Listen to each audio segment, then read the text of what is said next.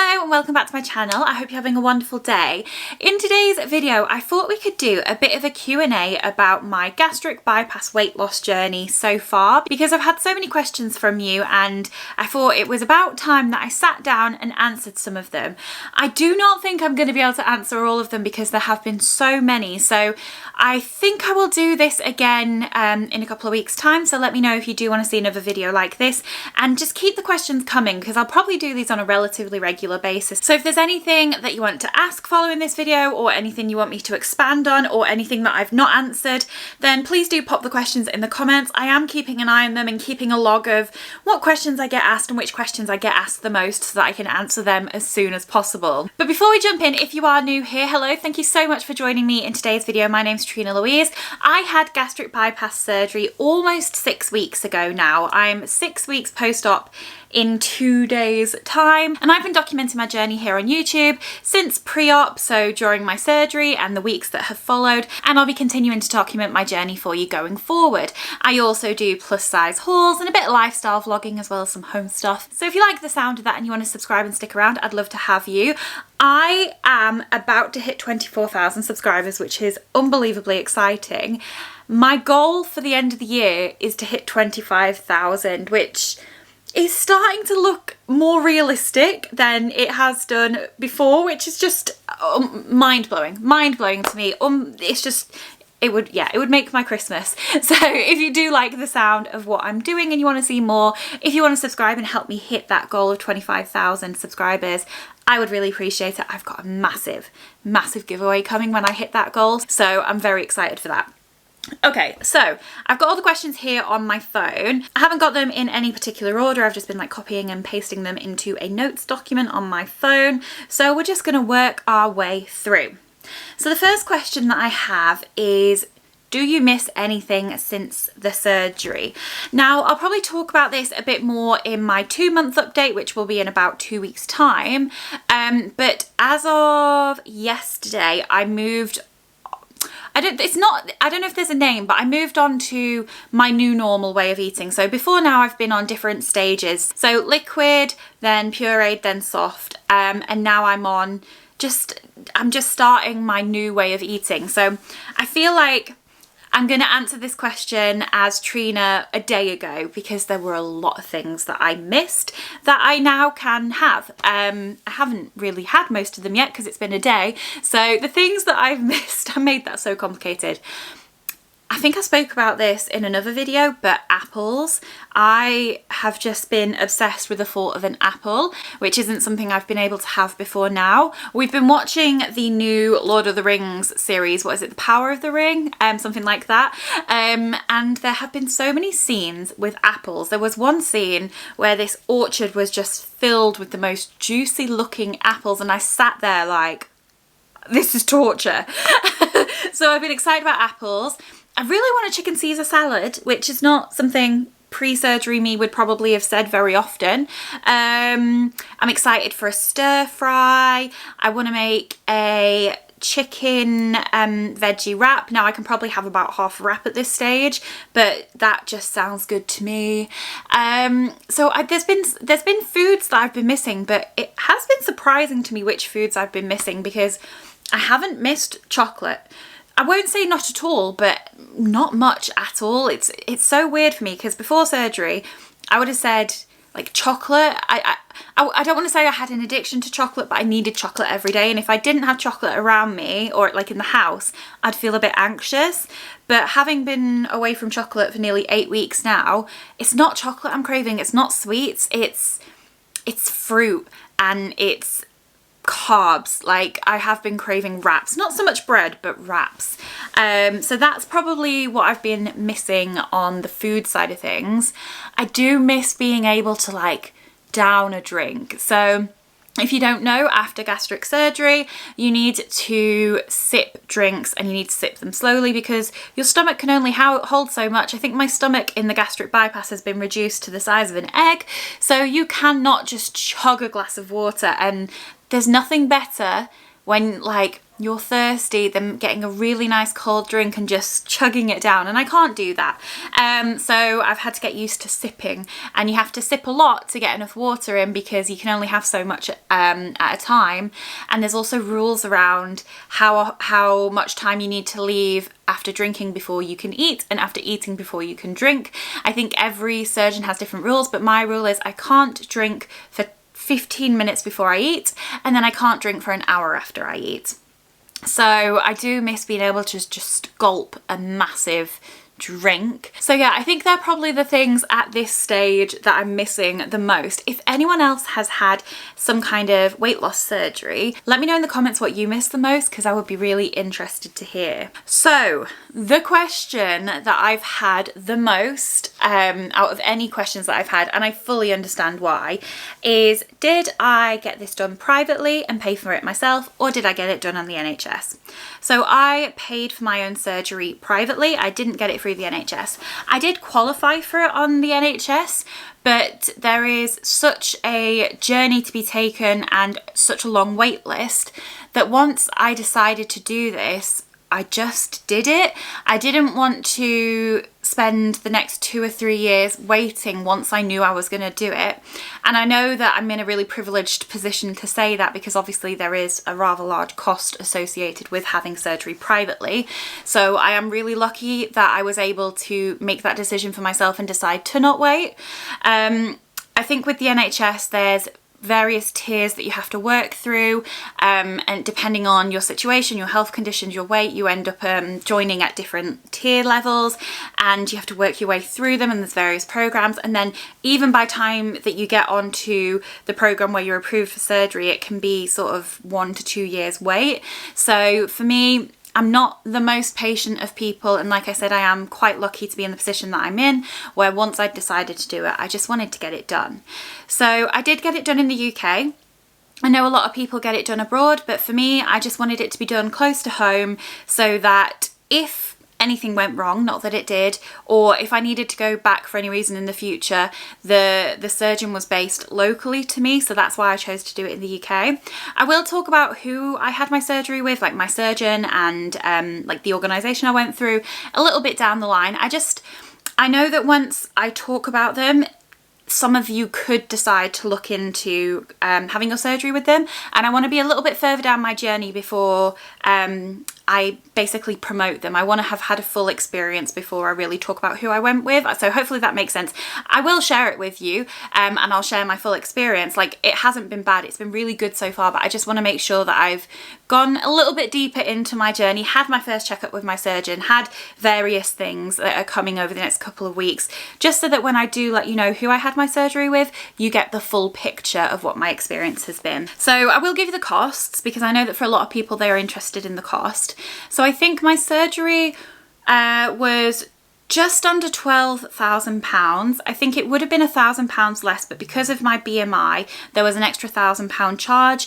And I think that's to do with like when you're of a certain size, they need to put extra things in place because it's more likely that things could go wrong with sort of anaesthetic and that sort of thing. So because of my size, it was a little bit more expensive. So it was like 11,950, something like that. So the next question that I had follows on from that, which was how did I finance this? So I know that a lot of clinics have finance packages. I chose not to do that because when I'm applying for loans of any kind, I really prefer to go for an option where I can have like a pre-approval so that I can just know that I'm going to get the loan and have a good sense of what the rate is going to be, so that I don't have various like credit checks on my credit rating. This comes from having been in debt in the past and having to work really hard on my credit rating to get it to where it is now. I like to be really, really careful with my credit file. So I put a deposit down from my savings, and then I took out a loan to cover the rest. So that's how I financed it. But there are various different ways that you can do it. You can pay for it all yourself if you have the money. You can take out loans with the clinic. Most places do offer some kind of package. You can get a credit card, you can get a loan. There's lots of different things that you can do, and it's all going to be dependent on your situation. But for me, what felt right was to pay a certain amount as a deposit and then to take out a loan for the rest. So just looking through my list, the next question is about head hunger. So head hunger to me means you're not physically hungry, but your head is telling you that you're hungry. So I've not battled with this too much. I think when I'm just at home, just getting on with my life, I don't really experience it too much. I think it's more like we went to the pub at the weekend with some friends and I was looking at the menu and I wasn't hungry because I had eaten and I knew that I was physically full, but my head was going, oh my God, look at all this incredible food. But I haven't really had it too much. There is another question about emotional eating, which kind of, I want to link into this. So someone says, I'm not sure if you're an emotional eater like me, but I would like to know how you're coping emotionally now food has become less appealing. I would say I am an emotional eater, so I eat when I'm happy, I eat when I'm sad, when I'm angry, when I'm excited, when I'm bored. Food is the thing that I react with to pretty much everything in life. So if I have a really good day at work, I will reward myself with food. If I have a really bad day at work, I will ease my frustrations with food. Like whatever I'm doing, food is kind of the crux of how I deal with situations and emotions. So that has been a bit of a change. I don't think it's something I've struggled with too much because I've been quite secluded. Like I've been working from home. I haven't really had any events to go to. So it's been pretty easy for me to just manage that side of things. The boredom eating, I've maybe felt it a little bit here and there, but it hasn't been too bad. I think the real challenge for me is when I'm out in the real world. So I'm going for a works meal next week and this is going to be the first time that I'm eating out. So that's a whole challenge in itself. So I'll let you know how that goes. I'm a little bit nervous, but I'm going to try and prepare myself as much as possible, look at the menu, know what I'm going to order, maybe order off the kids' menu if there is one. But I think that's going to be the first time that I'm going to be challenged on this because it's going to be maybe a celebration, like my team are getting together. I'm gonna spend some time with some good friends and there's gonna be eating and drinking and I'm not really gonna be able to partake in that and I'm not drinking at the moment. So I think that's gonna be a challenge, but I've had some ups and downs over the past 6 weeks and now that I think about it, I haven't relied on food to get through them and that is quite a change for me. So I think that's something I'm going to keep an eye on because it was a concern of mine. Like, what do I do now that I can't rely on food to get through my emotions or to manage my emotions? So I can't say I've been really challenged on that just yet. It will come, but I'm not there. But one thing that my therapist did say, because with my surgery, you do get access to a therapist, is that I need to look at putting things in place to reward myself that isn't food related. So what can I do when I do have something to celebrate that isn't to do with food? So I'm still figuring that out. I'm trying to think, the money that I would have spent on food, what can I spend that on that's going to reward me in different ways? So that's something that I'm going through at the moment, trying to think about what else fills me with that same sense of reward. And when I do really get challenged and I have a really difficult time or I'm really upset or I'm really sad, I'll have to see what happens then because I'm not sure how I will manage that without food. To be honest, I think the thing that I will need to do is talk to my friends and talk to my family and talk to Adam. And I really did go through a process of setting this up before my surgery. So I spoke to all my closest friends and I said, I'm going to need to rely on you. I'm not going to be able to rely on food. So when I'm struggling, I'm going to need to come and I'm going to need to talk to you. And obviously they were fine with that. But I think just me going through the process of saying that and explaining that to them reaffirmed in my head that, okay, that is something I can rely on. I can rely on my people. So I will need to report back on that in a little bit of time when I've really been tested, but so far, so good. So the next question is about the inches that I've lost rather than just the pounds. So I did measure myself pre-surgery, but I haven't measured myself in terms of like with a tape measure yet. I'm probably going to leave that until I'm like 8 weeks after surgery. The reason is, it's just, I find it a really frustrating experience. So I am quite big and I'm quite jiggly. So like my arm is here, but I can also push it up to here. Like my body moves around and I find measuring myself really difficult because I'm so squishy. So I find it really frustrating and just a complete effort. So I thought I'd leave it a little bit before I actually do it. So I've got all my measurements written down and it is something I'm going to do. honestly, it's almost like I can't be bothered because I just don't know how accurate it's going to be because of the squishiness. And also I kind of want to leave it for long enough that I can see an impact. There is that side of it as well, but I've never enjoyed measuring myself with a tape measure because like when I've been trying to figure out my bra size and I've been like measuring myself with a tape measure, it comes out different every time because everything's so squishy. I don't know if anyone else can relate to that, but I just find measuring myself an absolute nightmare. So I don't know what inches I've lost as of yet, but when I do, I'll share that in one of my monthly updates because someone's asked me about what weight I've lost as well, and I'm just going to keep those updates within my 1 month updates. I talked in that video about how I'm finding it strange having a relationship with the scales again after being away from them for many years and really not paying them any mind for a long time. I'm finding it a bit of an interesting experience, like delving back into that world of being like attached to what the scales say again. So I think to kind of help balance with that, I'm just going to update you on the weight loss in the monthly videos. So I'll link my 1 month check-in that I did like 2 weeks ago, something like that, in the card. So if you want to see how I did up to that point, you can watch that video, and I will update you again in my 2nd month video. I think it's just one of those boundaries that I just need to set for myself to try and help me not be so attached to what the scales are saying sort of daily or weekly, and just look at my progress on a more long-term scale. Hopefully that makes sense. Someone asked a question to say, could I have done this alone if Adam hadn't been around? And I could have. It wouldn't have been impossible. It would have been a lot more difficult. Like, Adam's my boyfriend, by the way. He just looked after me so incredibly. And the days after where or even in the weeks after where I couldn't bend and pick anything up off the floor, when I couldn't go up and down stairs, when I couldn't move around a lot, he did everything for me. So if you can have someone to support you, especially in the first few days, ideally in the first week, it'll be a dream in the first 2 weeks, if you can have someone there to support you, I think it's really, really beneficial, because I think that definitely helped my recovery to be more speedy and successful, because I had someone there who just, like, I can never thank him enough for how well he looked after me, because my experience would be very, very different. So I wouldn't say it's impossible to do it on your own, because I know a lot of people do. Like, some people have the surgery abroad and then fly home a few days later. I don't know how, because I tell you now, I wasn't walking across an airport 3 days after my surgery. Yeah, he just made things so much easier. So if you can have someone to help you, I would recommend that you do. I feel like this is going to be a super long video.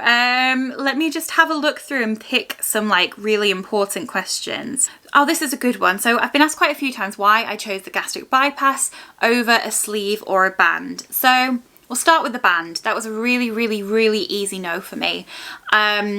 I know that some people have it and have a really successful experience, but from sort of people that I've talked to, I think that less and less surgeons are offering the band because there can be some more complications. It is reversible, so that is great, but I think, one, for people of my size, it's not necessarily recommended, and two, I do think that the chances of it not being successful and there being complications are a bit higher. So I'm not trying to say that you shouldn't have it. Like, this is a conversation to have with your surgeon. They are the best placed to advise you, and that's what I did. I talked to the surgeon about my health, my life, my goals, everything, and he worked with me to decide which surgery to have. So this is just my experience, but for me the band just wasn't an option. I've heard that some people really struggle with it, and so for me the band was an easy no. So then I was between the sleeve and the bypass, and I think the sleeve is probably a bit more popular, especially on YouTube. Like I said in my video letting you know I was having surgery, I found lots of content about people having the sleeve, but less so about the bypass. So I think I went for the bypass, one, because my surgeon advised that for my size the bypass was more likely to have the best success rate, and two, with the sleeve you are more likely to have a risk of suffering with acid reflux, and I have seen people suffer with that. I've had it a couple of times in my life and it was awful, but I've seen how detrimental it can be to other people. And for me, I was just like, I just don't want to invite that risk into my life. So for me, that was a reason towards getting the bypass, and also because of my size, and just in terms of how successful each surgery is for people of different sizes. So that's not to say that the sleeve is worse and the bypass is better. Have that discussion with your clinical team, because there's various reasons to go down one route or the other. It's a really personal decision. That's just why I made the decision that I did. Okay, so there is a question about worrying about weight regain, and then there's quite a few questions about loose skin. So do I worry about weight regain? I'd be lying if I said not at all, but it really isn't forefront of my mind. For me, this is a journey, and I do not know where it's going to end up. Like, I don't know how long I'll lose weight for. I don't know how successful I'll be, because I know that so many factors go into that. So many things make up my journey. And so there's obviously a part of me that goes, oh, I do not want to go through all this and put on weight. But at the same time, I don't really want to worry about something that's in the future when I've just got so much to work on right now. It's not impossible. A lot of people do put weight on, and it's actually quite normal to reach your low point and then put on a little bit of weight, because that's just your body settling in. I don't really understand it. I don't understand the science, but that I've been told does happen. So I think I've thought about it here and there, maybe thought about it more in my decision-making process, but now that I'm in this, I'm just so hyper-focused on getting through each day and all the things that I need to do and all the things I need to learn and retrain myself, that I'm not really even thinking about the end goal. Like, I've kind of asked people to stop talking to me about like where I want to be or where that end goal is, because it's just so far away. I just really want to focus on now and making the best choices that I can right now. So yeah, I'm not going to lie and say it's never been a thought or a factor, but it's not what's playing on my mind. Loose skin, I did again think about this a lot more in the decision-making process than I did now. And the way that I see it is, whatever way I lose weight in my life, I am going to end up with loose skin. There is pretty much no way of avoiding it. I have quite a low-hanging apron stomach, and there are things I think you can do to reduce the chances of having loose skin, but I'm pretty sure it's impossible for me to avoid it. It is going to happen. So my approach is, I'm just going to see what happens. If it is okay and manageable, I think I'll probably just leave it, because the thought of a skin removal surgery just terrifies me. Like, it honestly makes me want to cry thinking about the surgery. I'm sure it's not as bad as it is in my head, but for me, like, I've seen videos of it, I've seen people go through it, I've seen the recovery, and it's just so much harder than what I've been through with my surgery. If I can live with my skin and avoid it, then I would like to. If it gets to a point where it's really affecting the way that I feel about myself or the way that I can live, because sometimes you do have complications with loose skin, like you can have sores and so on, then I'll do something about it. I think the way I'm looking at it right now is, I'm open to having skin removal surgery, but I'll deal with that when it comes. Whatever health journey I went on would end up with me having loose skin if I lose weight. It's unavoidable, so I'll just deal with it when it comes. If I can live with it, great. If I can live with it for a while and then at some point want surgery, so be it. If it's not livable and I need to have surgery sooner rather than later, again, that's just something I'll deal with at the time. But for me, like I was just saying, I'm focused on the now and I'll deal with what comes later, but I'm open to different options to deal with that as needed. So I've been filming for a long time. Let me just see. Someone's asked, in fact, quite a few people have asked what I'm going to do about clothes. So I am really, really fortunate in the work that I do here on YouTube that I am sent quite a lot of clothes to make videos with, which is just a part of my business of YouTube. And I do buy a lot of clothes because I make videos showing you what clothes are out there. So I'm not going to stop buying clothes. I think my journey with clothes is going to be very, very different to what an average person maybe would have or experience, because if I didn't do YouTube, I'd just stop buying clothes, because I've got clothes in multiple sizes, like, and I can wear belts, and I can, you know, like, I'm set for a long time with the clothes that I have. But because part of my YouTube business is built off fashion, I am going to continue bringing in new clothes. When I start changing size, I will be donating some clothes and I will be selling some clothes. So I'll be selling them on my Vinted. So I'll probably be doing relatively regular declutters of my wardrobe, but nothing's going to be going to waste. It will either be sold, depending on what it is, or it will be given to charity, given to someone who can make better use of it. So my journey is probably a little bit different to the average journey when it comes to clothes. But yeah, if you see me buying new clothes or being given new clothes, it's what I do here on YouTube. I try on clothes for you so you can see what they look like, or you can get an idea of what's out there, you can get inspiration, or you can see what you need to avoid. So clothes will still keep coming into my life, but I'm going to keep on top of, as my size changes, decluttering, selling, giving away, that sort of thing. I might even do some giveaways on here. I don't know, would you be interested in clothing giveaways, like used clothing giveaways? It'd be really like for a particular person because it would be one size, but let me know, would that be something you'd be interested in? And I'm gonna end with one more question, and we're gonna be here forever. So, okay, any tips on how you handled negative thoughts on the day of your surgery? This is from someone I think who's having surgery and is a bit nervous. So I kept myself busy. I was really lucky my surgery was so early in the day, but I did have a different date for my surgery to begin with, but an earlier one became available. I was actually meant to have my surgery 2 days ago. So that was funny, being like, oh, in a different world right now I'd be having surgery. So I'd booked in for the 10th of October originally, but I was offered an earlier date because there was a cancellation. I was like, well, I know I'm going to do it, I may as well just get it done. I can't remember why I went on to that point. I have worked a very long day. I'm filming this, editing it, and then posting it. So, and I've had a very, very long day at work. So if I lose my track, that is why. So yeah, my main thing was that I just kept myself busy. The day before surgery, I worked really late and then I had loads of things to do. So I was busy non-stop until I went to bed. And then I woke up, had stuff to do, got to hospital, and luckily I didn't have to wait a long time for my surgery. So that helped. Talking helped. The staff at the hospital, they've done this a million times. They know you're nervous. Talk to them. They can reassure you. They can settle your fears.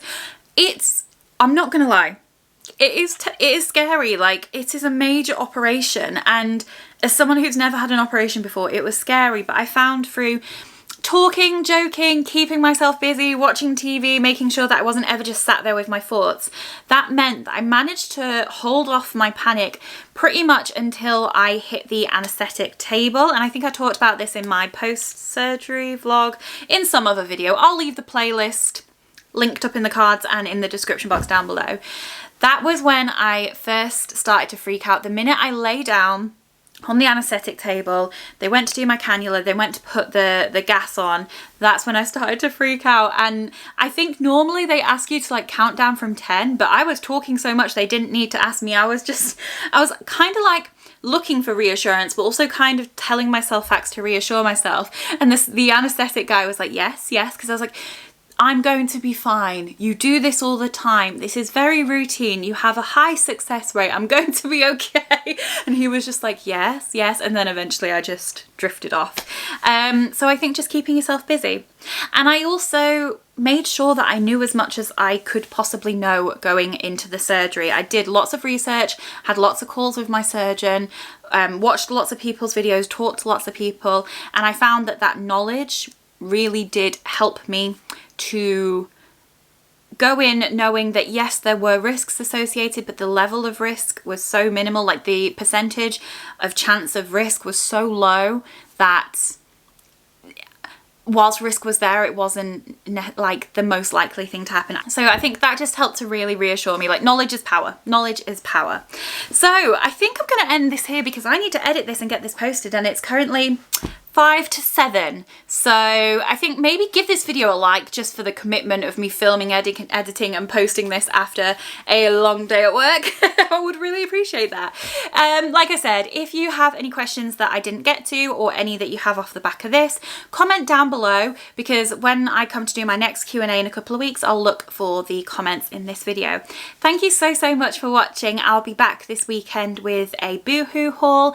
I've got so much coming for you. I've got my videos pretty much planned for the rest of October and November, and then Vlogmas starts. Vlogmas starts. And if you don't know, Vlogmas is where creators post a video every single day from the 1st of December till Christmas Eve. So that's coming. So it's going to be a busy time. So please do stick around. Give this video a thumbs up if you liked it, and I'll see you next time. Thanks so much for watching. Bye!